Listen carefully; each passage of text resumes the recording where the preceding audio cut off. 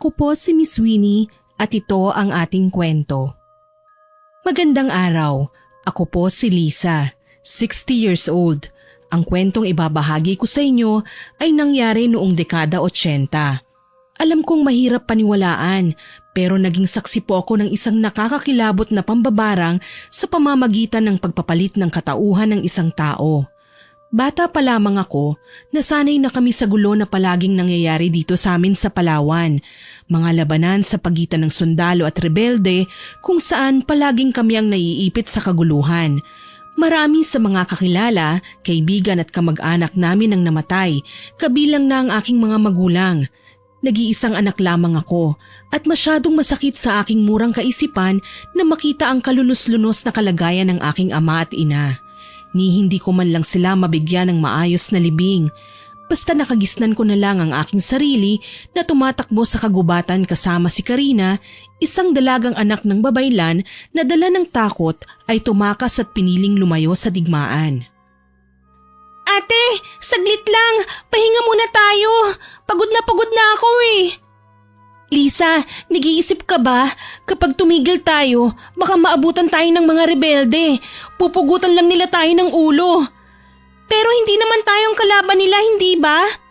Para namang hindi mo kilala ang mga rebelde, Lisa. Kailangan nilang makahanap ng paraan para makatakas. Kung sa sundalo naman tayo mapunta, mas lalong wala din akong tiwala. Masakit isiping na turingan silang may mga sinumpaang tungkulin pero hindi lahat sumusunod sa tamang batas. Ilan sa kanila lumilihis pa rin ang daan. Alam mong may mga kaibigan ako na ginahasa ng mga sundalo, hindi ba? Napayuko ako. Tama ang sinabi ni Ate Karina. Kapag may nilapitan kaming kahit sino sa magkabilang grupo, malamang mapapahamak pa rin kami. Wala akong nagawa kundi sumunod sa kanya hanggang sa makarating kami sa pantalan. Masyadong abala ang mga tao noon. Hindi nila kami napapansin. Palinga-linga naman si Ate Karina hanggang sa maisipan niya akong hilahin papunta sa nakatambak na mga kahon ng bungang kahoy. Kung magtatago tayo riyan, walang makakapansin sa atin. Kailangan na nating kumilos ngayon. Bahala na kung saan tayo dalhin ng tadhana. Pero ate, ang mga kahong yan ay ilalayag sa syudad. Hindi natin kabisado ang Maynila. Baka may mas masama pang mangyari sa atin doon. Kailangan nating makipagsapalaran, Lisa.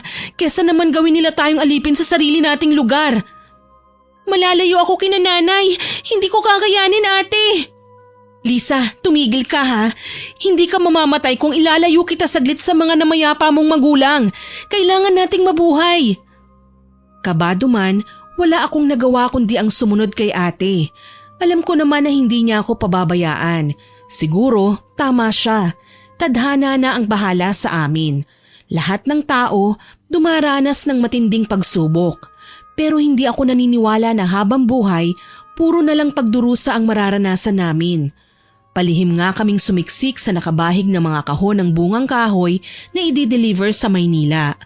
Isasakay ang mga ito sa barko kaya alam kong matatagalan pa bago kami makarating sa lugar na iyon. Kampante kaming walang makakahuli sa amin. Nasa huling bahagi ang kahon na pinagtataguan namin at natatakpan ng trapal.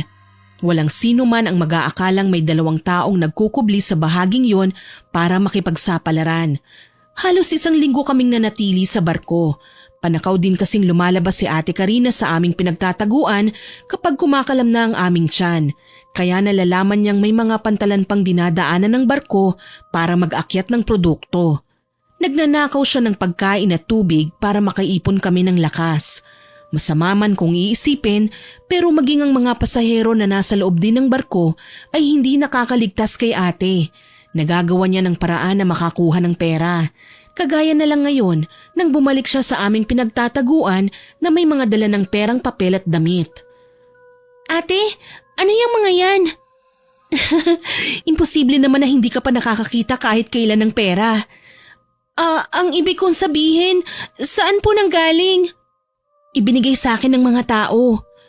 Ate, magsabi ka ng totoo. Huminga ng malalim si Ate Karina at pinagmasdan ang suot niyang pulseras na sa pagkakaalam ko ay bigay ng kanyang namayapang ina. Ginamit ko ang kakayahan ko para makakuha ng pera at pagkain. Ate, bakit mo naman po ginawa yun? Siguro nakapasok at nakasakay tayo dito sa barko ng walang problema. Pero hindi naman pwedeng sumabay pa rin tayo sa mga kahon sa pagbaba. Kailangan din natin na magpanggap ng mga pasahero. Paano kapag nabuko tayo? Natatakot ako, ate. Ayoko nang tumakbo. Huwag kang mag-alala. Kailan ba kita pinabayaan? Hindi ko po itatanggi na dati pa ay alam ko na ang tungkol sa tagong kakayahan ni Ate Karina. Marunong siyang manghipnotismo at mambarang. Ito ang ipinagbabawal na gawain sa kanya ng yumaong ina dahil ang ginang ay isang babaylan na ang tanging ginagawa lang ay makipag-usap sa mga patay, anito at magdasal sa mga Diyos at Diyosa. May kakayahan silang bumuhay ng mga pumanaw na. Ilang beses ko nang nasaksihan ang nakakasindak na paraan ng pambabarang ni ate kaya hanggat maaari ayoko nang humantong pa siya sa ganon. Kalaunan, tuluyan na nga kaming dumaong sa pantalan ng Maynila. Maingay, mainit at magulo. Taas noo pa siyang naglalakad pababa ng barko. Ako naman ay tila sisiw na susunod-sunod lang sa kanya. Ibang simoy ng hangin sa Maynila, Lisa. Nangangamoy swerte. Talaga ba, ate? Oo naman, malayo na tayo sa mga mapang-abusong tao. Magagawa nating magsimula ulit. Hinayaan ko si ate na pumara ng jeep. Hindi ko alam kung saan kami pupunta. Basta nakahawak lang ako palagi sa kanyang kamay. Nagkataon naman na may nakasabay kaming lalaki at tingin ko bata lang ng ilang taon sa aking namayapang ama. Panay ang tingin niya sa amin. Napansin din ni Ate Karina ang bawat kilos ng lalaki kaya naman hindi na siya nakapagtimpi pa at kinumpronta niya ang Ginoo. Napansin kong kanina pa ho kayo nakatingin sa amin ah. May problema ba, Manong? Wala naman, Iha. Napapansin ko lang kasi, kakaiba kayong kumilos kaysa sa karaniwang nakakasalamuha ko araw-araw. Siguro mga dayo kayo, ano? Hindi ho, matagal na kami rito. Ganun ba? Saan kayo nanunuluyan? Pareho kaming hindi nakapagsalita ni Ate Karina. Pakiramdam ko, isang malaking krimen na ang aming nagawa dahil sa pakikipag-usap sa lalaki. Anumang saglit, mabubuking na niya kami na hindi naman talaga kami taga rito at ngayon lang kami nakatapak sa lugar na ito. Hinawakan ni ate ang aking kamay at umusal siya ng hindi ko maintindihang lengguwahe. Tumitig siya sa mga mata ng matanda kaya alam ko kung ano ang ginagawa niya. Sa labis naming gulat, humalakhak lang ang lalaki. Huwag mo nang aksayahin ang enerhiya mo, Iha. Hindi ako tinatablan yan. Ano?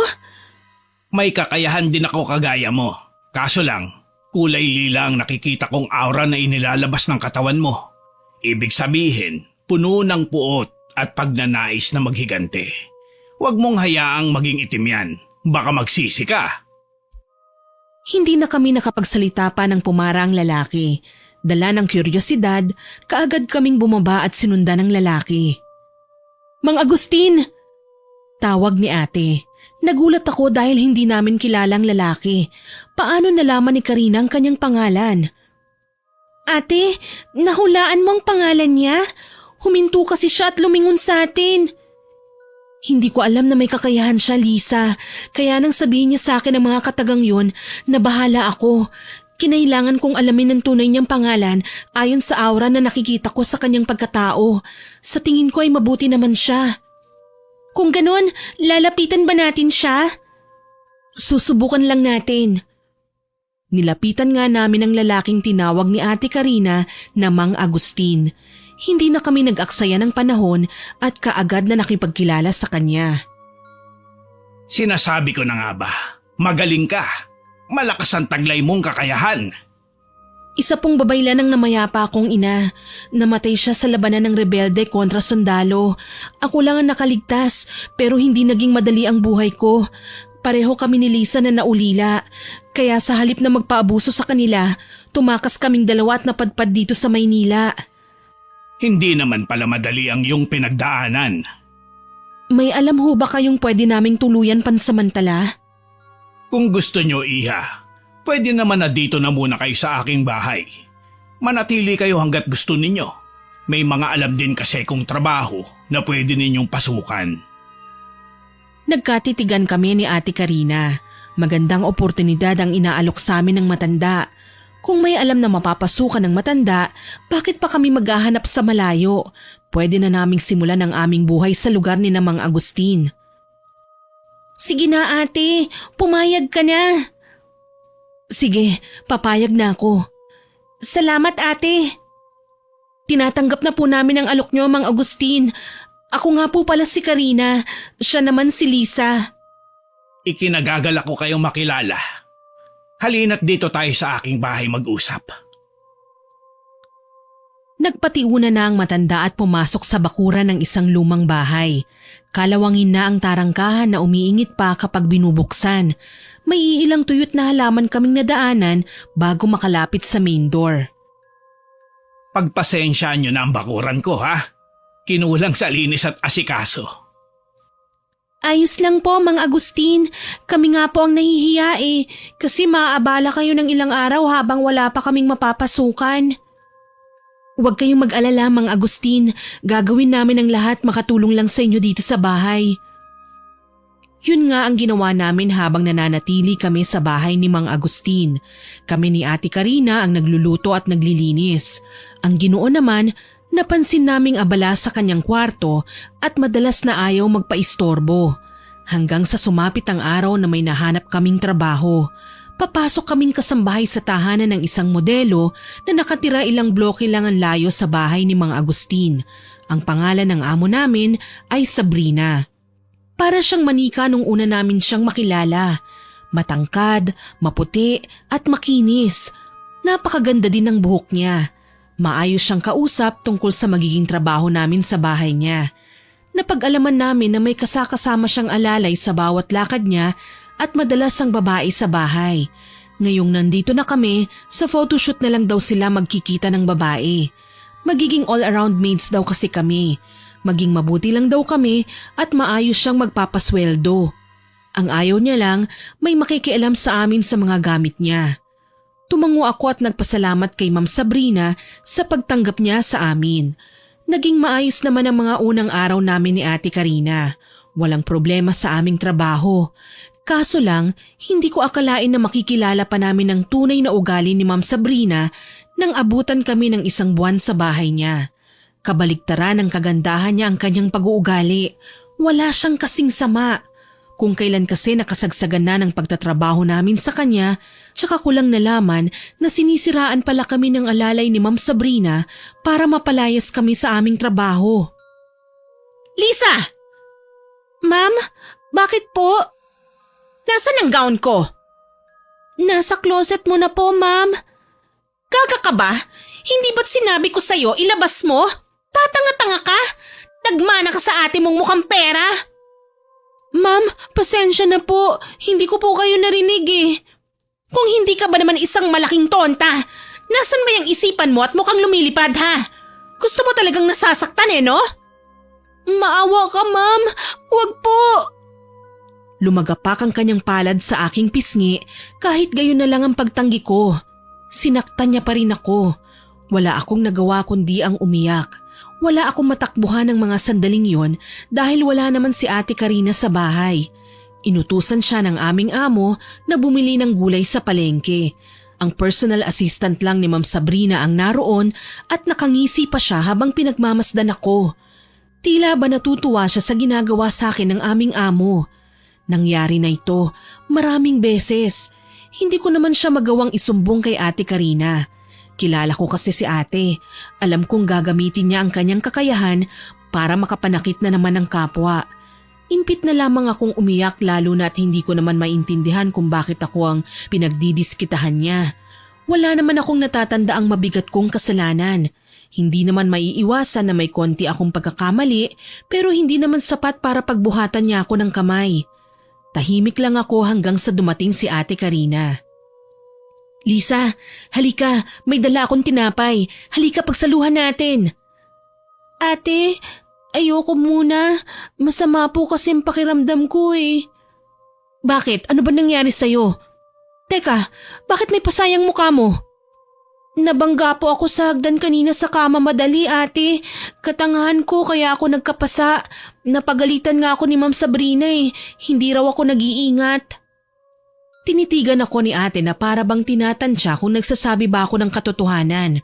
Hindi ko naman magawang tumitig sa kanya sa takot na baka kung ano ang makita niya sa mga mata ko. Magaling pa namang tumingin ng saloobin ng ate sa pamamagitan lang ng pagtitig sa mga mata. Malalaman niya kaagad na nagsisinungaling ako kaya kailangan maging maingat. Hindi naman sa kailangan kong magtiis sa lugar na ito, pero alam naming pareho ni ate na pangarap naming magbagong buhay. Kung sisirain ko yon dahil sa isang pagkakamali, babalik na naman kami sa simula. Ayokong madamay si ate sa mga palpak ko sa buhay. Lalong ayokong gamitin pa niya ang kakayahan para makapanakit ng tao. Sa susunod kasi mag-iingat ka na. Ayokong nakikitang may mga sugat o galos ka ha. Kahit abala ako sa trabaho, alam mo naman na nag-aalala pa rin ako sa'yo. Talaga ate? Oo naman, simula nang lisanin natin ang ating bayang Sinilangan, ikaw na ang kinilala kong pamilya. Kaya kung masaktan ka man o malagay sa alanganin, hindi pwedeng basta pabayaan na lang kita. Nanubig ang aking mga mata dahil sa kanyang sinabi. Simula nang maulila ako sa aking mga magulang, hindi na ako umasa na may mga tao pang magbibigay sa akin ng kahalagahan. Akala ko, si Lisa lang ako. Pero para kay Ate Karina, kapatid niya ako. Walang sabi-sabing niyakap ko siya ng mahigpit. Mas lalong kailangan kong itago sa kanyang totoo na sinasaktan ako ng aming amo. Ayokong malaman niya na may mga pagkakataong inaatake ng pagkamaldita si Ma'am Sabrina at ako ang kanyang napagdidiskitahan. Ilang araw lang ang lumipas, muli na namang nagtagpo ang landas namin ni Ma'am Sabrina. Kinabahan ako dahil mukhang mainit ang ulo niya. Ang huli pa naman niyang kausap ay ang alalay niya. Malamang siniraan na naman niya kami sa kanya. Nang makita niya nga ako, wala akong nagawa kundi ang magdasal na lamang na sana wag niya akong pagbuhatan ng kamay ngayon. Lisa! Pero mali ako. Sa pagtawag pa lang niya sa akin, nararamdaman ko na ang panggagalaiti niya. Ma'am, bakit po? Nasaan ang bagong bili kong lipstick? Bakit nawawala sa kwarto ko? Ninakaw mo ba? Ilabas mo na!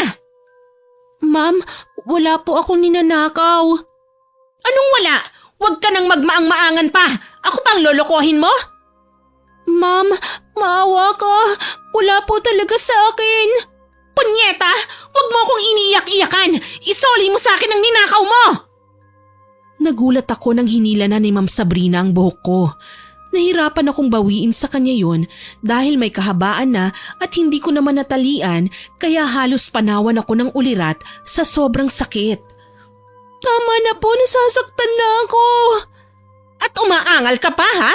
Wala kang karapatang magreklamo. Kahit anong gawin ko sa'yo, bayad ko pati ang buhay mo. Napaungol ako nang ibalya niya ako sa may paanan niya. Tumama ang aking ulo sa gilid ng center table kaya saglit akong nahilo. Sapo ang noo na dahan-dahang gumalaw ako. Naging mabuhay ang aking pagtindig pero nagawa ko naman na makatayo ng tuwid. Ang tapang mo ah! Talagang tumatayo ka pa? Ma'am! Hindi ko na magawang depensa ng aking sarili nang muli na naman akong sampalin ni Ma'am Sabrina. Namagana yata ang balat ko sa pisngi kaya naman tahimik na lamang akong napahikbi. Sa ganitong tagpo kami naabutan ni Ate Karina. Gulat na gulat siya nang makitang magulo ang buhok ko kaya dali-dali niya akong dinaluhan. Ma'am Sabrina, anong ginagawa mo? Bakit mo siya sinasaktan? Ano bang pakialam mo? May pakialam ako dahil matalik na kaibigan ko ang sinasaktan mo. Kaibigan? Hindi uso sa akin ang ganyan. Ano bang nangyayari sa inyo, ma'am? Huwag niyong sasabihin sa akin na matagal niyo nang ginagawa to. Sa tuwing uutusan mo ako sa labas, sinasaktan mo si Lisa? Hindi lang ang serbisyo niyo ang binayaran ko, babae. Pati na ang kaluluwa niyo. Kaya ikaw, Karina, pwede rin kitang saktan anumang oras ko gustuhin. Nababaliw ka na yata eh.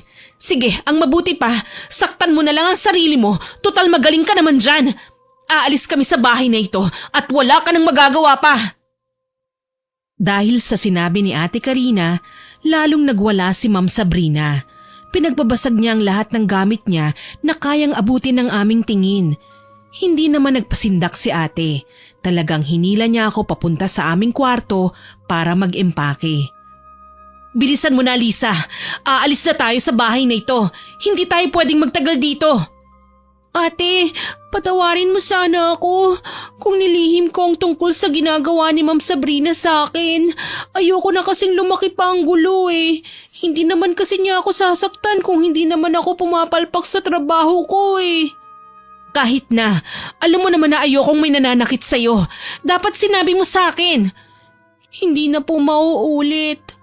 Talagang hindi na dahil maghahanap tayo ng ibang trabaho. Bago pa man kami makalabas ng kwarto, dumating si Ma'am Sabrina kasama ang kanyang alalay. Nakangisi kaming nilapitan ng dalawa at ipinakita ang isang envelope na may lamang litrato. Sa akala nyo ba, paaalisin ko kayo rito ng ganun na lang? Ha! Nagkakamali kayo! Mga takas kayo mula sa Palawan! Akala nyo ba hindi ko malalaman, ha? Nagkatinginan kami ni Ate Karina.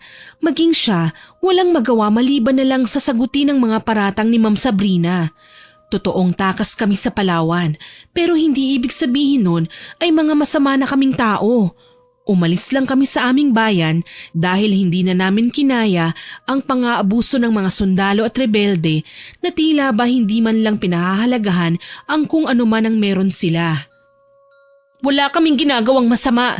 Ginusto naming lumayo dahil nais lang namin ang tahimik na buhay. Yun ba naman ipagkakait mo sa amin? Ang mga mahihirap na kagaya nyo, walang karapatang mabuhay ng matiwasay. Ang kapal naman ng mukha nyong mangarap, wala kayong karapatang maging masaya. Walang ano-ano, tinulak ni Ma'am Sabrina si Ate Karina. Natumba si ate at halos mangudngod sa sahig. Alam kong nagsisimula na siyang magalit, kaya naman hinawakan ko ang kamay niya. Ate, wag! Kapag hindi ko siya binigyan ng leksyon, sigurado ako na mamimihasa ang babaeng yan sa lahat ng katulong na makakapagtrabaho sa kanya. Baka po nadala lang siya ng mga pinagsasabi sa kanya ng alalay niya. Isa pa yan, kailangan nating turuan ng tamang asal. Sumbong ng sumbong, wala namang katotohanan ng lahat ng sinasabi niya.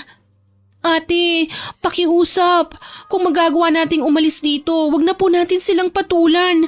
Ayoko na po na mapasubo tayo sa gulo eh. Hindi kaagad nakapagsalita si Ate Karina. Alam ko na naiintindihan niya ang takot na nararamdaman ko. Wala naman talaga kaming dapat na gawing hindi maganda. Mas lalo lang kaming magiging masama sa tingin ng iba. Kaya naman itinaon namin ang pag-alis kung kailan wala si Ma'am Sabrina. Saan na tayo pupunta nito, ate? Alam kong nakakahiya, pero babalik na muna tayo kay Mang Agustin. Kailangan na nating kapalan muna ang ating mga muka. Total naman, may mga naipon tayo mula sa unang sweldo sa atin ng maldita nating amo. Bakit kaya ganun na lang mag-react si Ma'am Sabrina? Palagi niyang sinasabi sa akin na magnanakaw ako. Nakausap ko ang kapitbahay niya. Hindi lang daw tayo ang katulong na naglayas sa kanila. Marami pa raw. Mas masahol pa nga ang iba.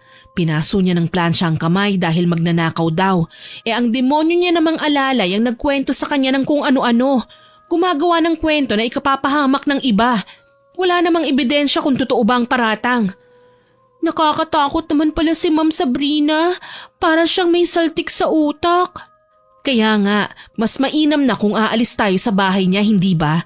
Maghahanap na lang tayo ng ibang mapapasukan. Ayokong nagdurusa tayo sa lugar na yon. Kung ako lang, kaya kong lumaban. Hindi ako paaapi. Paano ka naman? Hindi ako nakapagsalita sa sinabi ni Ate Karina.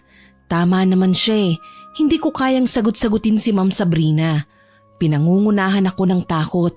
Nakahinga lang ako ng maluwag nang makalabas na kami ng bahay ng aking amo.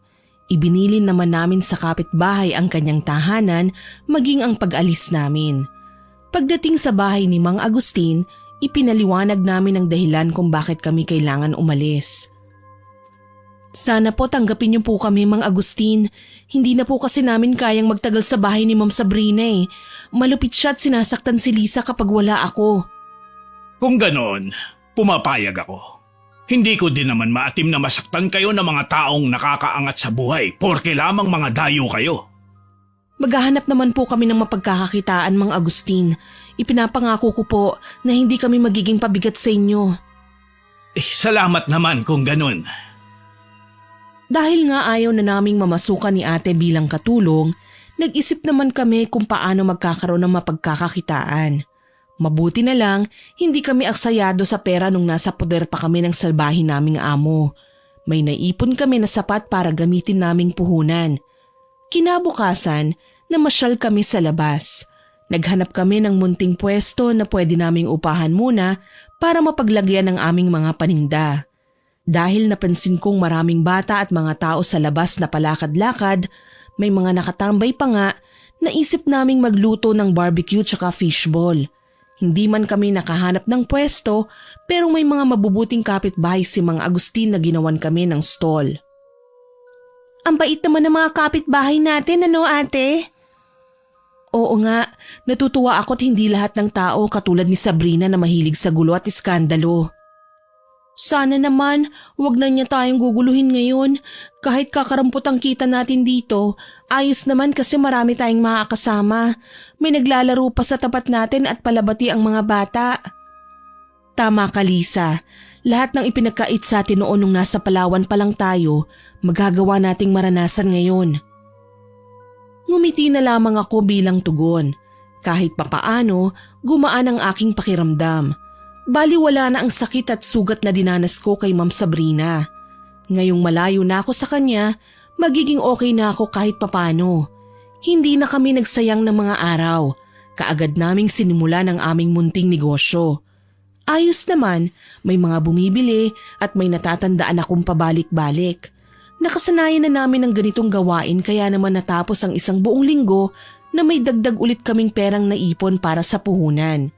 Sa pagkakataong ito, balak naman namin na dagdagan ng malamig na inumin ang aming paninda.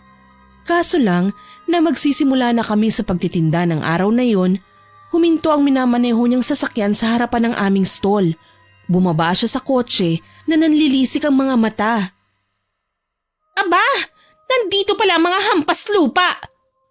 Sabrina, huwag kang gagawa ng iskandalo rito. Paano hindi ako gagawa? Ito nang nakasanayan nyo, hindi ba? Dahil kung takot kayo sa skandalo, hindi kayo aalis sa bahay ko nang walang paalam. Oo na, kasalanan namin. Masisisi mo ba kami? Sinasaktan mo si Lisa. Inaabuso mo ang kainosentihan namin dahil nakikinig ka sa mga kasinungalingan ng personal mong alalay. Ang tapang mo na ngayon, ha? Ito ba ang pinagmamalaki mo sa akin? Ang mabaho mong stall? Magkano bang puhunan mo rito? Kaya ko namang ipasunog to eh. Tinadyak-tadyakan pa ni Ma'am Sabrina ang kakarampot na plywood ng aming stall. Nasindak ako nang makitang dahan-dahan itong nabubutas. Kaya naman humarang na ako at hinayaan siyang ako na ang matamaan. Tama na po, Ma'am Sabrina. Sumusobra naman kayo.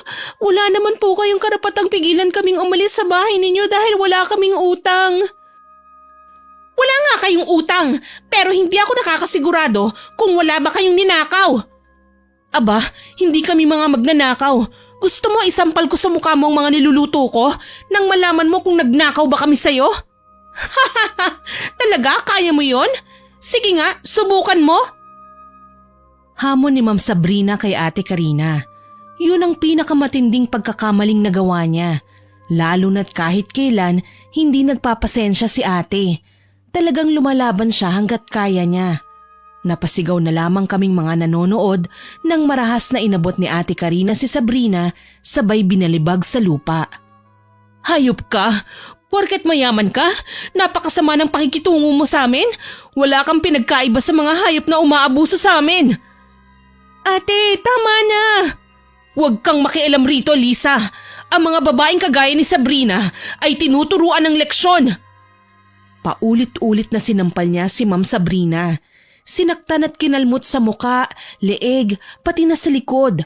Walang ginawa ang dati naming amo, kundi sumigaw lang ng sumigaw. Napagtanto ko na magaling lang pala siyang umarte sa mga taong hindi siya kayang labanan. Pero sa mga taong pumapatol sa init ng ulo niya, hindi niya pala kayang tapatan.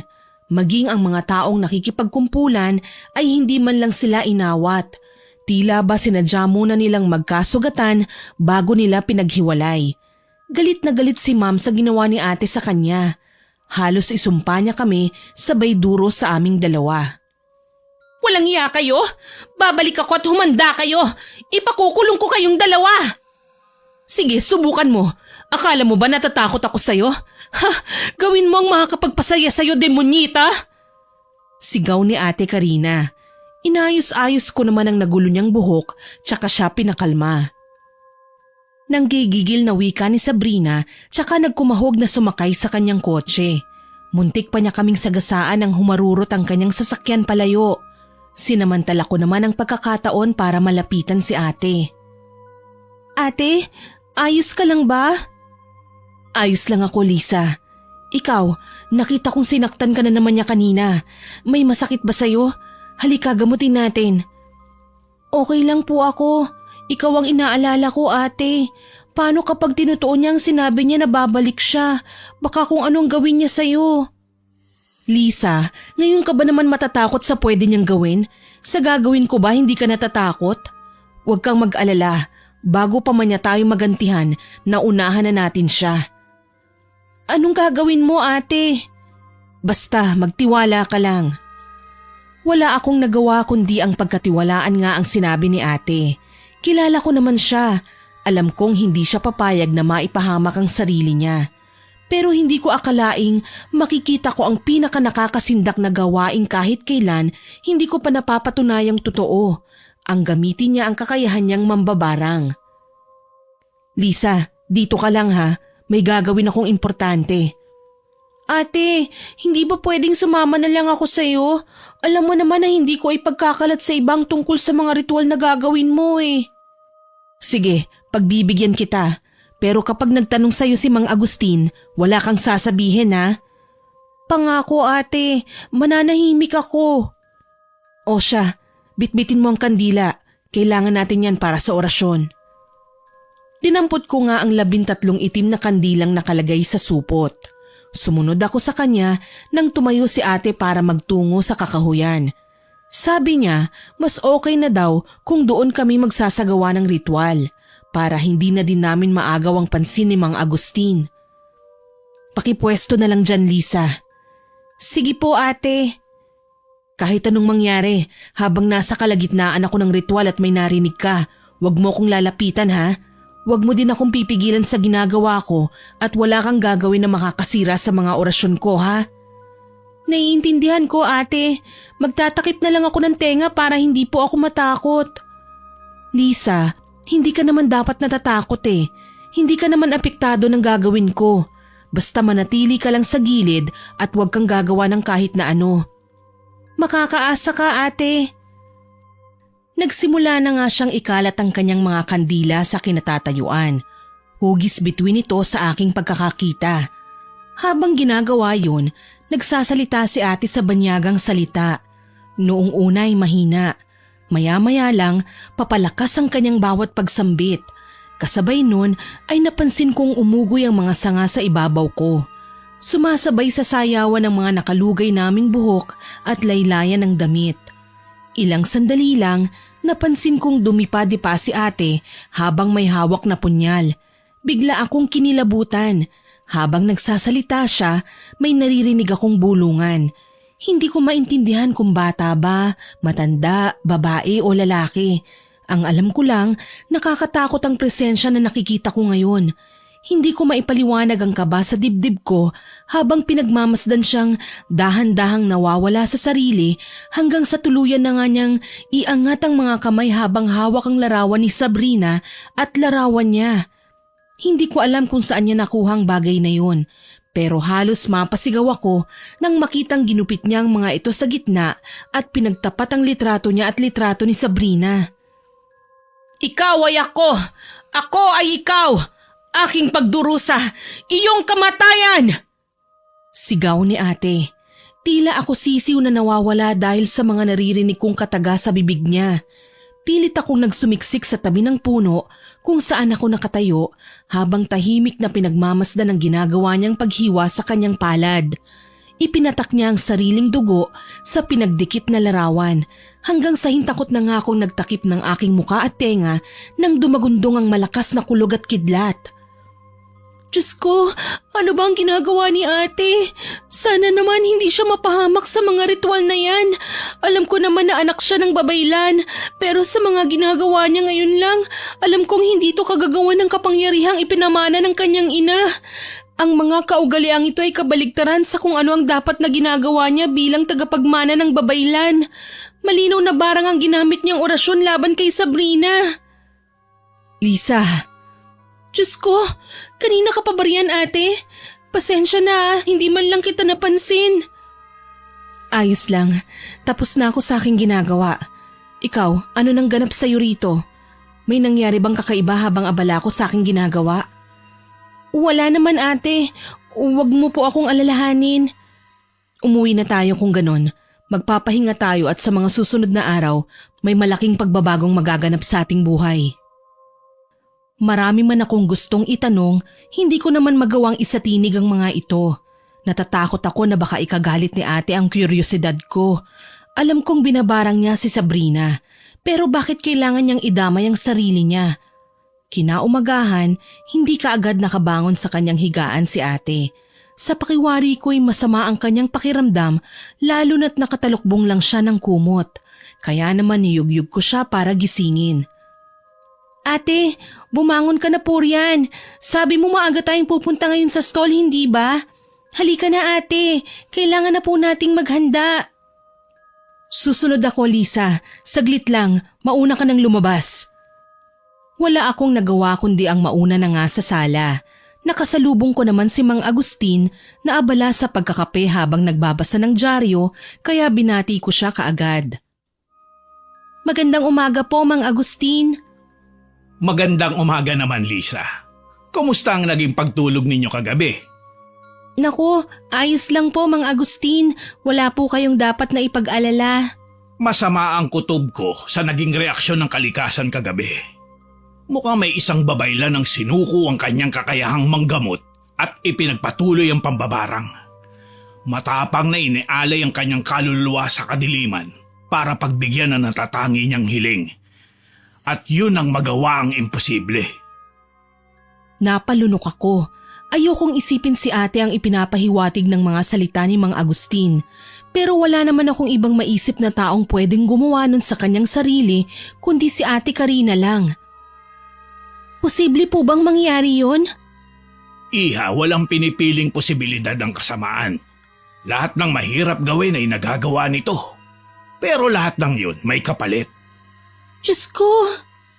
Ang mambabarang ay higit na mas mabagsik kesa sa mangkukulam. Ang mambabarang ay maaaring magdala ng pinsala sa kahit sino mang taong nais niyang wasakin. Sa pamamagitan ng paghipo, pagsulat ng pangalan sa kapirasong papel, paggamit ng litrato o mga manika na nagre-representa sa biktima. Pero paano po kapag kasamang larawan ng mismong mambabarang sa dinadasalan niya? Napatingin sa akin si Mang Agustin, puno ng pangamba ang kanyang mga mata. Mas malakas siya higit pa sa ating pagkakakilala sa kanya. Ibig sabihin, may direkta siyang koneksyon sa Diyosa ng itim na kapangyarihan at natatawag niya sa anumang oras niyang naisin para tuparin ang kanyang hiling. Pero sinabi niyo'y may kaakibat itong kapalit. Ano po kaya yun? Posibleng ang kaluluwa ng taong nais niyang pasakitan. Ito ang iaalay niya sa Diyos ang kanyang sinasamba. Napakurap-kurap ako. Ayokong mag-isip ng masama, pero hindi malayong ito ang ginawa ni ate kagabi. Magsasalita pa sana ako kaso lang namataan ko siyang pababa na ng hagdan. Oh, bakit natahimik kayo? Mukhang mahalaga ang inyong pinag-uusapan dahil napakaseryoso ng inyong mga muka. Wala naman po ate. Nagpapaturo lamang ako kay Mang Agustin kung paano ba manggamot ang mga albularyo. Sa labis kong gulat, hindi sinegundahan ni Mang Agustin ang aking sinabi.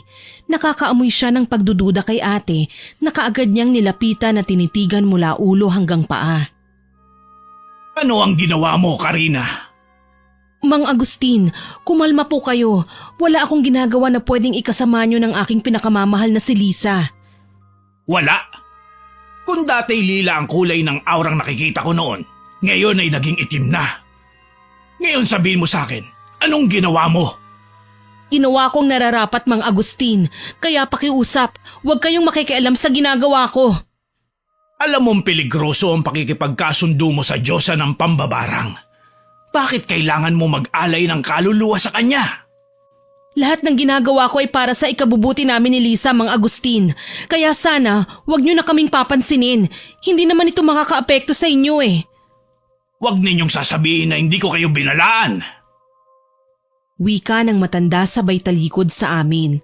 Napatingin naman ako kay ate at napansin ko siya na tila ba may sakit.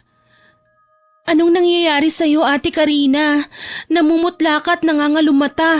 Hindi ka ba nakatulog ng maayos kagabi? Nakatulog ako ng mahimbing, Lisa. Huwag mo na akong alalahanin pa. Medyo napagod lang ako nitong mga nakaraang araw. Tumango ako kahit hindi kumbinsido. Wala pa rin naman akong magagawa, lalo na at kahit ilang beses pang itanggi ni ate ang aking napapansin, hindi niya pa rin ito bibigyan ng atensyon. Lumakad na din kaagad kami pagkatapos naming mag-agahan. Naging abala kami sa stall dahil iilan sa namimili ay ginagawa ng ulam sa umaga ang barbecue. Nagdagdag din kami ng iba pang putahe kagaya ng bopis at adobong atay ng manok. Naging mabili ang aming stall sa nakalipas na araw. Nakapag-ipon kami at nadagdagan ng panibagong stall sa tabi ng barbecuehan. Buong akala namin magtutuloy-tuloy na ang swerteng dumating sa aming buhay. Ngunit nagulat ako ng isang araw, bumagsak na lang bigla si Ate Karina sa kinauupuan habang nagmamadali kami sa pag-aagahan. Diyos ko, ate, anong nangyayari sa'yo? Huwag mo akong alalahanin, Lisa. Bantayan mo si Sabrina at baka sumugod siya rito sa bahay. Anong kinalaman ni Sabrina sa pagkakasakit mo? Huwag ka ng maraming tanong. Kunin mo yung langis na ginawa ko. Kailangan kong uminom nun nang mabawasan man lang ang kirot na nararamdaman ko. Ate naman huwag mo naman akong takutin. Hindi kita tinatakot, Lisa. Lahat ng ginagawa ko para sa ikabubuti nating dalawa. Pati ba naman itong pagkakasakit mo parte ng plano? Ate, iiwan mo ko ng maaga sa ginagawa mong to Basta, magtiwala ka lang. Dahil nga masyado nang sarado ang isip ni ate sa mga nais ko pa sanang ipaintindi sa kanya, hindi ko na ipinilit pa ang aking mga sasabihin. Walang imik na iniabot ko sa kanya ang langis na nakalagay sa loob ng puting botelya. Nakita kong ininom niya ang laman nun. Tila milagro kung tutuusin dahil napansin kong naglalaho na din ang nadarama niyang sakit. Para bang bumalik sa dati ang sigla niya. Yun nga lang, hindi pa rin nawawala ang pamumutla niya. Nagsisimula na ring maging humpak ang pisngi niya. Parang hindi siya nakakain ng ilang araw. Nanlalalim na ang paligid ng kanyang mga mata. Pati sa pagkilos, para siyang tumanda ng ilang dekada. Nanginginig at kinakailangan na ng tungkod para may gabay sa pagtayo. Ate, ano ba kasi ang nangyayari sa'yo? Magpakonsulta na kaya tayo sa doktor. Kapag ginawa mo yan, para mo na ding sinabing walang kwentang lahat ng sakripisyo ko. Hindi ko kasi alam kung ano pang ginagawa mo Sobra na akong nag-aalala. Hinawakan ni ate ang aking kamay. Para bang ipinapahiwatig niya na wala akong dapat na ikatakot, na kontrolado niya ang lahat. Makalipas ang ilang araw, napansin ko ang dahan-dahang pagkahulog ng katawan ni ate. Tinubuan siya ng mga balahibo ng baboy sa iba't ibang parte ng kanyang katawan. May mga malaladkit ding likidong lumalabas sa tuwing tatangkain ni ate na bunuti ng mga buhok. Ate, anong sakit yung dumapo sa balat mo? Bakit parang lumalala? Huwag mo kong intindihin. Ang paninda natin hindi dapat napapabayaan. Ate, huwag ka na kayang sumama. Yung mga bata kasi natatakot bumili sa atin Nandidiri sila kapag nakikita nila ang marurumi mong kuko. Wika ko sa kanya dahil simula nang magkasakit si ate, hindi na siya nagkaroon pa ng oras na asikasuhin ang sarili niya. Bawat araw, lalo siyang tumatanda at namamaho. Ako mismo ay hindi na kinakaya ang lansa na nalalanghap ko mula sa kanya. Hindi ko naman siya pwedeng pandirihan. Sa mga panahong wala akong mapuntahan ay hindi niya ako pinabayaan. Sa mga pagkakataon lang na ganito na ipapakita ko sa kanya ang aking pagmamahal at pagtanaw ng utang na loob. Mabuti na lang pumayag naman si ate na wag nang sumama sa akin sa stall. Ako na lang ang nag-asikaso ng munti naming paninda. Kaso lang, ang lakas ko ng loob ay biglang naglaho nang bumalik sa aming pwesto si Sabrina. Gigil na gigil habang ipinapakita sa akin ang mga nakabandage niyang sugat na likha noong huli silang nag-away ni Ate Karina. Hoy, hampas lupa! Nasaan ang ate mong malakas ang loob na saktan ako, ha? Pasensya na, ma'am, pero may sakit po ang ate ko eh. Aba, nagkakasakit din palang demonyita. Hala, mamang pulis, dakpin ng babaeng yan kapalit ng atribida niyang ate. Anong kasalanan ko? Teka lang. Aba, teka lang. Ano nangyayari rito? Ma'am Sabrina, anong kalokohan to? Bakit mo pinadadampot sa mga pulis si Lisa? Abay, minor de edad yang sinasaktan mo ah! Nagulat ako sa biglaang pagdating ni Mang Agustin. Hindi ko rin inaasahan na dedepensahan niya ako sa dati kong amo. Magkakilala pala sila. Tuloy, nagpalipat-lipat ang aking tingin sa kanilang dalawa. Aba, to the rescue ang dati kong hardinero ah! Nasa binitawan mo ng katagayon, Ma'am Sabrina. Dati, ibig sabihin, hindi mo na ako trabahador ngayon. Wala ka ng karapatang lait-laitin ako. Ha? Wala? Sigurado ka? Buhay daga ka pa rin, Mang Agustin. Wala ka pang maipagmamayabang sa akin, kaya wala kang karapatang magmalaki. Ang mga kagaya niyong hampas lupa ay nararapat lang na tingalain ng isang bituing kagaya ko. Dahil sa aking narinig, nag-init ang aking ulo. Ayos lang kung kutsain niya ako, pero ang isama niya si Mang Agustin sa kagagawan niya ay kalabisan na. Hindi ako sanay na pumatol sa matatanda, pero sa pagkakataong yon, nagulat ako nang marahas ko siyang naitulak. Nang mga sandaling ito, nagsinghapan na naman ang mga taong nasa paligid at nagsimula ulit na magkumpulan. Tila nakakita sila ng maaksyong palabas na hindi nila pwedeng palagpasin. Ay, anong problema mo? Talagang pinapakita mo ang pagiging asal hayop mo, no? Ano bang kinakagalit mo sa amin? Hindi ka pa ba makaget over dahil nilayasan ka namin? Wala kang karapatang pigilan kami dahil baliw ka. Sinasaktan mo ang mga empleyado mo. Inaabuso mo ang kabutihan namin. Masahol ka pa sa hampas lupa.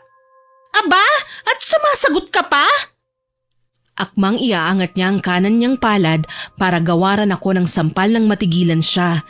Nanlilisik ang mga mata kong napatingin sa kanya. Hindi ka na nahiya, talagang papatol ka sa matanda, pati na sa bata. Parang wala kang pinag-aralan na. Ano naman ang meron sa pulis na kasama mo? Gagamitin mong panakot sa amin?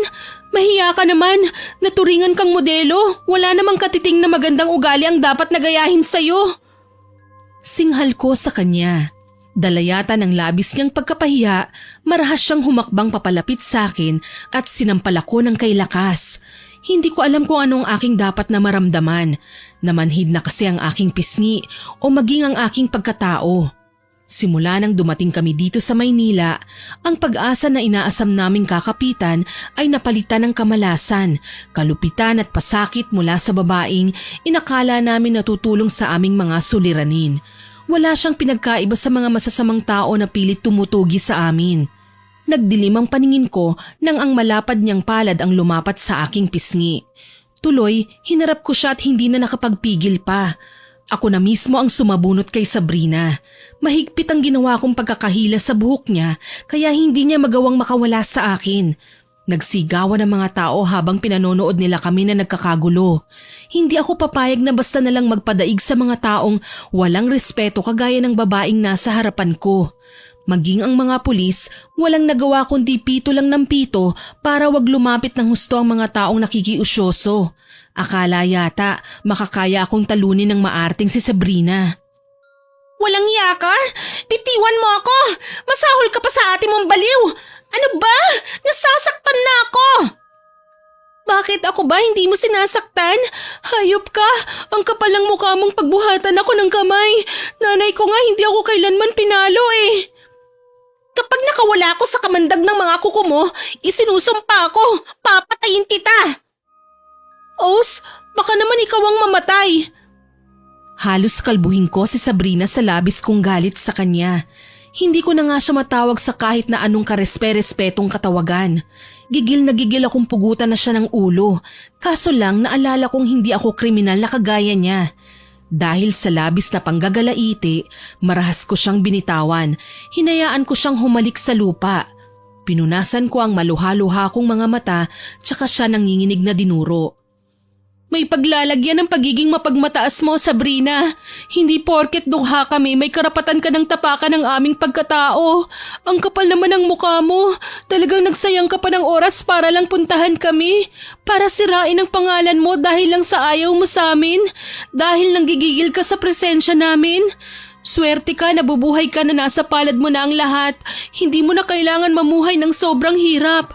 Ang swerte mo nga pero pinagtsatsagaan mo pa rin kami. Sana makarma ka. Kinalbo mo akong hayop ka! Bakit? Gusto mo pa? Porke wala si ate rito, ako naman ang sinasalbahi mo? Hindi na kayo dapat nag-e-exist sa lugar na ito. Pasensya na, wala kang magagawa. Hindi mo pagmamayari ang mundo. Tinalikuran ko si Sabrina at dali-daling sinara ang stall. Dahil may mga icebox naman ako, hindi na ako nag-atubiling hakutin ang aking mga paninda at lumayo sa pinagkukumpulan ng tao. Magiging mas mainit lang ang sitwasyon kung magtatagal pa ako ron. Si Mang Agustin naman, kaagad akong sinundan. Hindi ko po alam na amo nyo rin pala si Sabrina. Oo. Kaso lang huminto ako sa pagtatrabaho sa kanya nang madiskubre ko ang magaspang niyang ugali. Sinasaktan din po ba niya kayo? Insultuhin? Oo. Pero saktan? Hindi. Naaawa lang ako sa mga katulong niya na palagi niyang pinagbubuhatan ng mga kamay. Ibig pong sabihin, dati na siyang nananakit? Oo. Hindi kailanman naging masaya ang buhay ni Sabrina. Lumaki siya sa pang-aabuso. Ang mga magulang niya, madalas na iniiwan siya sa bahay. Kinakandado. Mga kasambahay lang ang kasama. Ang mga maids na nagkataong nagsisilbi sa kanya noong araw, abusado din. Madalas siyang saktan. Kaya naman nakalakihan na niya ang ganong pamamamaraan ng pagdidisiplina sa kanya.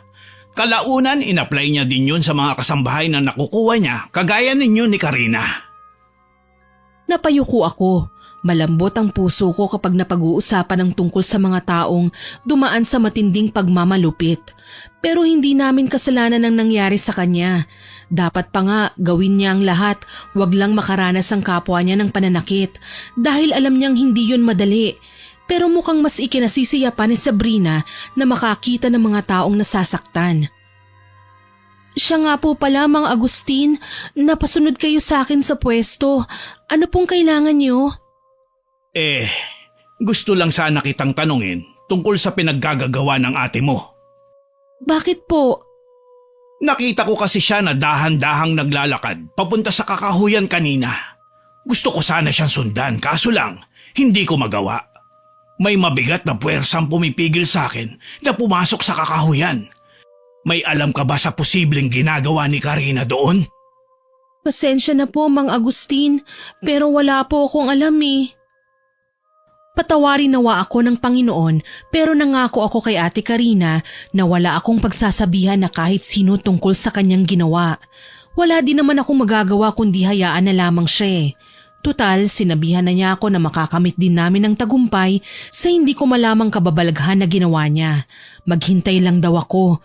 Pag-uwi namin sa bahay, nagimbal ako nang makita si ate na gumagapang na lang papunta sa kanyang kama. Natatarantang inalalayan ko siya. Samantalang si Mang Agustin naman, hindi ko na napigilan na magsagawa ng pagtatawas dahil anya, nag-aalala siya sa kalagayan ni ate. Huwag mo na akong gamutin, Mang Agustin. Iha, kahit sa maliit man lang na bagay, matulungan kita. Hindi ko alam kung bakit ka nagkakaganyan. Alam ko naman na may kakayahan ka na gamutin ang iyong sarili. Bakit hindi mo magawa? Malapit na akong lumipat. Hayaan niyo na ako. Ate, magpagamot ka na kay Mang Agustin. Maawa ka naman sa sarili mo. Pakiusap. Ilang beses na ba kitang pinagsabihan, Lisa? Huwag na kasing matigas ang iyong ulo. Wala akong nagawa kundi ang umiyak habang pinagmamasdan siya. Ibang-iba na ang kanyang kalagayan ngayon. Para na siyang patay na naghihintay na lamang ng araw ng paglilibing. Sa huli, palihim na lamang ang ginagawa naming paggamot kay ate. Hindi ko kasi alam kung ano pang klaseng orasyon ang kaya niyang gawin. Duda ko, nagkamali siya sa ginawang pambabarang. Heto siya't nanghihina, samantalang si Sabrina masigla at nagmamayabang. Dahil na din sa karamdaman ni ate, 2 araw akong hindi nagtinda sa stall. Nanatili ako sa bahay para alagaan si ate Karina. Kaso lang, muling dumating ang pulis na kasama ni Sabrina noong nakaraang araw. Sa pagkakataong ito, may dala na silang warrant of arrest laban sa akin. Umangal ako syempre, menor de edad lang ako at hindi pwedeng ikulong sa bilangguan. Anong kalokohan ito, Chip? Hindi pa ako sasama sa inyo. Walang menor de edad na nakukulong. Tama si Lisa. Saka mga bulag ba kayo, sir? Kayo ang nagdala kay Sabrina sa pinangyarihan ng kaguluhan. Siya ang pasimuno ng away. Bakit hindi siya ang hulihin nyo? Siguro binayaran kayo ng babaeng yun. Nagulat kami nang magtawanan ng 2 lalaki. Sabi nila kung sino ang may pambayad sa kanila ang siyang sasambahin nila. Galit na galit ako noon. Ang mga taong ito na dapat sana ay maging mabuting ehemplo namin ang nagiging pasimuno pa ng kabalastugan. Hindi ko naman nila lahat, pero ang mga taong gaya nila na nagpunta sa amin ay walang matinong batas na sinusunod. Poposasan na sana nila ako nang tumayo si Ate Karina sa kabila ng panghihina ng kanyang katawan. Iniangat ang 2 kamay at siya ang sumama sa mga pulis. Umangal ako pero wala akong nagawa. Oras na, Lisa. Magkikita tayo ulit. Huwag kang mag-alala. Abay sir, wala naman yata ito sa protocol ninyo. Bakit ninyo huli na may sakit? Bawal ang ginagawa ninyo. Isusumbong ko kayo sa hepe ninyo. Mang Agustin! Hinarang ko ang aking sarili nang makita kong bumunot ng baril ang isa sa mga pulis at itinutok sa matanda. Sabi pa nila, wala kami sa posisyon para magtanong. Kung gusto raw namin na makalabas ng kulungan si ate, magbayad kami ng danyos para iurong ni Sabrina ang demanda. Napaiyak na lamang ako nang isinakay nila si Ate Karina sa kotse ng pulisya. Para masiguradong magiging okay lang siya doon, kailangan ko siyang sundan. Sumama din sa akin si Mang Agustin para sa mismong hepe makiusap. Kinakabahan ako, Mang Agustin. Baka kung ano ang gawin nila kay ate. Maliban pa roon, Iha, may napapansin akong itim na puwersa sa aura ni Karina. Hindi ako natatakot sa kanya. Siya ang kinatatakutan kong makapanakit sa kulungan. Pero nakita niyo naman po na mahina na siya. Kung nakita mo na ang mga kakayahan niya bilang isang mambabarang, alam mo kung gaano siya kadelikado para sa iba. Hindi ko po alam, Mang Agustin. Naguguluhan po ako. Huwag kang maguluhan, Iha. Magiging maayos din ang lahat. Sa kamalas-malasan, wala ang hepe sa istasyon nang magtungo kami roon. Walang nakakaalam kung kailan babalik ang lalaki, kaya naman nanlumo na lamang ako na pinuntahan si ate sa seldang pinaglagyan sa kanya. Ate, huwag kang mag-alala. Gagawa po ako ng paraan para makalabas ka sa mabahong seldang ito. Hindi ba't sinabi ko sa'yo na huwag ka nang mag-abala? Kaya kong sarili ko, tsaka malapit na din naman tayong magkasama ulit. Ate, hindi mo ba nakikita? Nakakulong ka. Samantalang ang bruhang si Sabrina, humahalakhak sa tawa. Paano ako kakalma? Natatandaan mo ang ginawa ko nung gabing ginupit ko ang larawan ni Sabrina? Malapit nang maisakatuparan ng pagsasali ng kaluluwa. Magkakapalit ang katauhan para ang tunay na makasalanan ay magdusa. Kinilabutan ako nang makitang nagkulay itim ang mga mata ni ate. Tila siya sinapian ng demonyo. Napaatras na lang ako nang itaas niya ang kaliwang kamay tsaka isinubo ang daliri sa bibig. Walang ano-ano, napasigaw ako nang makitang kinain niya ito. Saktong papalapit din si Mang Agustin sa amin kaya nakita niya ang ginawa ni ate. Mahabaging Panginoon, talagang hindi siya nag-atubili. Haharapin niya ang kamatayan. May sakatuparan lang ang kanyang hiling. Anong gagawin natin, Mang Agustin? May paraan ba para mapigilan siya? Wala na tayong magagawa, Iha. Malapit na ang pagpapalit ng katauhan. Ibig sabihin? Pagsapit ng pulang buwan, lilisan sa katawan ni Karina ang kanyang kaluluwa. Lilipat sa katawan ni Sabrina. Gayon din ang sa kanya. Lilipat sa katawan ni Karina ang kanyang kaluluwa. Kaya ang makukulong rito at magdurusa ay si Sabrina, hindi si Karina. Nawalan na kami ng focus sa aming pinag-uusapan nang pumasok na ang iilang pulis sa selda ni ate. Inawat nila ang babae para tigilan ang pagkain nito sa sariling kamay. Nagkalat na ang dugo sa sahig pero tila hindi man lang siya nasasaktan. Tawa pa rin siya ng tawa kaya akala ng mga tao sa estasyon na babaliw na si ate. Nagkaroon siya ng hindi maipaliwanag na lakas. Nagawa niyang ibalya ang mga kalalakihan kaya may pulis na bumunot ng baril at kaagad siyang pinaputukan. Wag! Hayaan mo siya, Iha. Hindi na si Karina ang nasa katawang yan, kundi ang Diyos ang pinag-alaya niya ng katawang lupa niya at kaluluwa ni Sabrina. Kaya siya nagwawala. Sinasamantala ng Diyos ang pagkakataon na makakain ng laman ng tao gaya na nakagawian niya noon pa man sa tuwing may humingi ng kanyang tulong. Hindi ko po alam na ganyan pala kumilos ang alagad ng dilim. Nakakatakot. Ganyan din ang ginawa ng yumao kong asawa. Kaya lang, hindi siya nagtagumpay. Bago pa man siya makalipat sa katawan ng taong napili niya, naisip na nitong kitlin ang sariling buhay. Namatay ang katawang lupa, kaya ang kaluluwa niya ay hindi na nagkaroon pa ng pag-asang mabuhay sa ibang katauhan. Napalunok ako sa mga sinabi sa akin ni Mang Agustin. Napasiksik lang kami sa isang gilid habang ang dalawang pulis na humuli kay ate kanina nakakulong na din sa selda. Hindi na sila inilabas ng kanilang mga kasama sa takot na makawala ang katawan ni ate at sa labas pa maghasik ng lagim. Ilang beses na kasi nilang binaril ang babae, ngunit tila hindi man lang siya tinatablan. Napaluha na lang ako nang makita ang dalawa na tila kinakatay na baboy habang binubutas ng sinapian ng kanilang mga dibdib. Ang ibang preso ay natakot pero nagpapasalamat na din na hindi sila nagkasama sa seldang kinaroroonan ni ate. Labis na kasindak-sindak ang pangyayaring yun. Mabuti na lang, tumigil din kalaunan si ate. Tigmak sa dugo ang kanyang muka pero hindi na siya gumagalaw. Nasa tabi niya ang dalawang bangkay. Ayaw namang lumapit ng mga pulis sa selda niya at baka may hablutin na naman ang babae. Nararamdaman ko, wala na ang sumapi sa kanyang katawan. Wala na din si Karina. Ang nasa loob ng katawan na yan ay ang ipinalit bilang alay sa Diyosa. Si Sabrina ba, Mang Agustin? Subukan mong lapitan. Kausapin mo siya. Tignan natin kung tama ba ang hinala ko. Kagaya nga ng sinabi sa akin ni Mang Agustin, lumapit ako kay ate Karina. Nagulat ako nang makitang naampat na ang dugo sa kamay niya. Ate Karina? Kumurap-kurap si ate Karina. Pilit akong kinikilala. Maya-maya pa, nanlaki ang kanyang mga mata. Ano ka ngayon? Nakakulong ka na, hampas lupa! Hindi ako nakakulong kundi ikaw, Sabrina! Wika ko sa pangalan niya. Nanlaki ang mga mata ni Sabrina. Napalingon-lingon sa paligid. Nang mapagtanto, nagsisigaw siya. Anong nangyari? Huli kong natatandaan, nasa kotse ako at nagmamaneho. Anong ginagawa ko rito? Ano?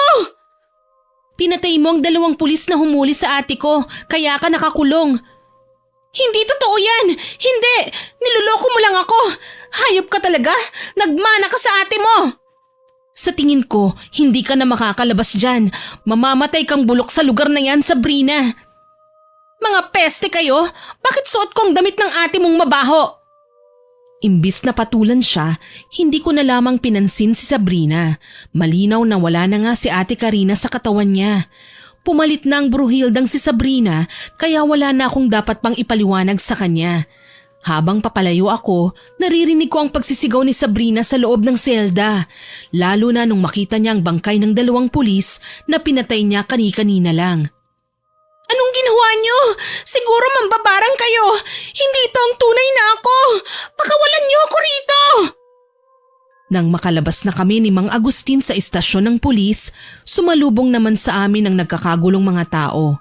Ayon sa bulong-bulungan, na aksidente ang minamanehong sasakyan ni Sabrina. Sa kasalukuyan, isinugod ang dalaga sa ospital kaya naman nag-alala rin kami ni Mang Agustin. Alam ko kasi na si ate na ang nasa katawan ng babae. Lalo na at ang tunay na Sabrina ay nasa presinto na at nakakulong. Sa tingin mo ba, Mang Agustin, ayos lang kung puntahan natin si ate? Oo, pero hindi na muna tayo magpapakita. Sumilip lang tayo para malaman natin ang kanyang kalagayan. Sana naman ligtas si ate. Hindi ko kakayanin kapag may nangyaring masama sa kanya. Malakas ang ate mo, Lisa. Naniniwala ako na magagawa niyang makaligtas. Ang hindi ko lang matanggap, kinailangan niyang pagdaanan ng lahat ng bagay na ito. Hindi ako sang-ayon noon dahil naranasan na ito ng aking yumaong asawa. Ngunit ngayon, nakita ko na ang resulta ng kanyang ginawa. Wala akong magagawa kundi tanggapin ito. Kahit kasi peligroso, hindi niya sinukuan. Mabait si ate, Mang Agustin. Alam niyo yan. Hindi ko lang alam na may balak pala siyang gawin ang bagay na ito sa pamamagitan ng pambabarang. Tama ka. Mabait ang ate mo. At sa dami ng inapi ni Sabrina, naisip niyang ito ang pinakamabisang paraan para matigil ang kanyang kasamaan. Isang aral na matutunan man ay wala nang magbabago. Lahat ng nawala sa isang tao, hindi na kailanman may ibabalik. Pinuntahan namin si ate sa ospital kung saan siya nakakonfine. Nasa ICU siya at inaasikaso ng mga doktor. Nasa mukha niya pa rin ang anyo ni Sabrina. Pero alam ko, hindi na siya magiging kasing sama ng dati. Kaluluwa na ni ate ang nakatatak sa kanyang kaibuturan. O paano? Umuwi na tayo. Sige po, Mang Agustin. Umuwi kami ni Mang Agustin na laylay ang aking balikat. Ngayon pa lang namimiss ko na si ate. Ang problema lang, hindi kami basta makalapit sa kanya. Kung hindi man mga kaibigan o kaanak ni Sabrina ang nagbabantay sa kanya sa labas ng kwarto, mga media naman ang nakaantabay sa kanyang kalagayan. Ayaw kong basta na lang magpakita para ipakilala kung sino ako. Palihim na lang akong sumisilip hanggat walang nakatingin. Nag-iiwan ng liham na umaasa akong mababasa din niya. Halos isang buwan din na nakakonfine si ate. Isang araw, napagpasyahan ko siyang dalawin. Nagulat ako dahil wala na siya sa ICU. Nang tanungin ko naman ang ibang nurse, ang sabi kinuha siya ng natitira niyang pamilya at inilipat ng ibang ospital. Mas lalo akong nalungkot sa aking nalaman. Dahil dito, nawalan ako ng choice kundi ang dalawin ng tunay na Sabrina sa kulungan. Malayo pa lang ako, bayolente ng babae. Halos hindi nga siya makahinga ng matino habang mabagsik niya akong tinapunan ng tingin. Bumalik ang hampas lupa! Ano, may solusyon ka na kung paano ako makakabalik sa tunay kong katawan? Wala, hindi naman ako mambabarang. Mga hayop kasi kayo eh! Anong kababalaghan ba ang ginawa niyo para magkandaletse-letse ang buhay ko? Hindi mo ba talaga kayang tanggapin na sa katawang yan ka na mamamalagi habang buhay? Hindi ako papayag! Namimiss ko si Ate Karina kaya kita pinuntahan. Kaso lang, magkaiba ang ugali nyo. Hinding-hindi ka magiging siya, kahit na nasa iyo ang mukha niya.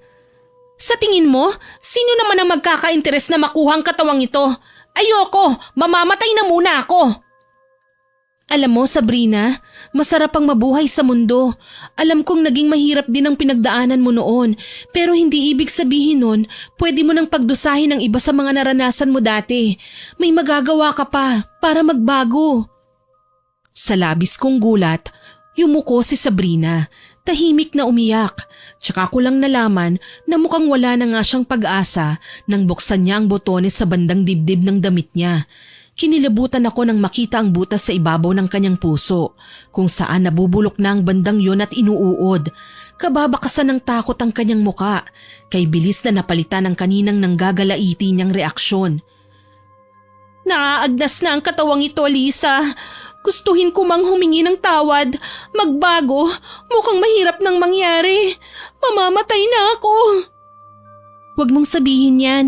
Naniniwala ako na mabait ka. Baka pwede ko pang kumbinsihin si ate na ibalik sa iyo ang katawan mo. Ayoko nang umasa pa. Nalungkot ako sa kanyang sinabi.